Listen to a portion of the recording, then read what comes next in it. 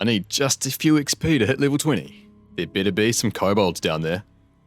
Words spoken of in legend, you thought they were just a myth to scare the young kobolds into behaving.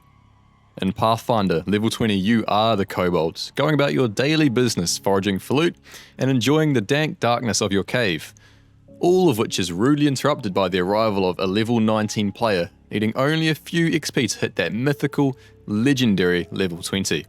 2 to 6 players take turns to scamper away from, tease, and embarrass the heroes that dare to trespass in your den, searching through junk piles for useful loot and treasures. Your goal is to not be the kobold on the end of the hero's sword, but to be the one who deals the final blow to their pride, leaving them to scramble away to find their last XP elsewhere, or to be the last kobold standing. The initial rules are for 2 to 3 players, with some additional extras for larger groups of 4 to 6. Choose your kobold, then it's time to set up the board and cards, ready to play. For easy step-by-step instructions and a handy diagram, turn to page 4 and 5 in the rulebook. Once the board is set up, you're ready to really show these pesky heroes what's in a kobold den. The first player token goes to the player who most recently acquired some treasured junk. Play starts with the kobolds and proceeds clockwise from the first player. Phase 1, the kobolds. Each kobold has 2 movement points that must be used, but can add more using their ferocity tokens. These can be gathered by searching the junk piles. Ferocity tokens can also be used to hide away and prevent your kobold from being targeted. Kobolds can move in any direction, including through occupied squares, but must come to rest on an empty square without any other standees. If your kobold enters a space with a junk token, they may spend a movement point to search through it.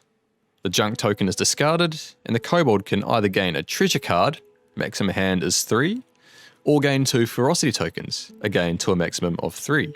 A kobold can search multiple junk piles if they have the movement points to spare, but cannot return to their square of origin. Phase 2, the fighters. The fighters have 4 movement points. The first step is to identify the target kobold, the closest kobold within the fighter's line of sight. This is determined as the kobold the fighter would need to spend the fewest movement points to reach. Fighters first walk diagonally, then straight towards their target. If a fighter has to turn to face a kobold, this costs a movement point. If there is a tie, the fighter selects the first kobold to have moved that turn. If the fighter cannot see a kobold, they turn 180 degrees, spending 2 movement points to do so. If the fighter still can't see any kobolds, example, they are all invisible, they move forward 2 spaces.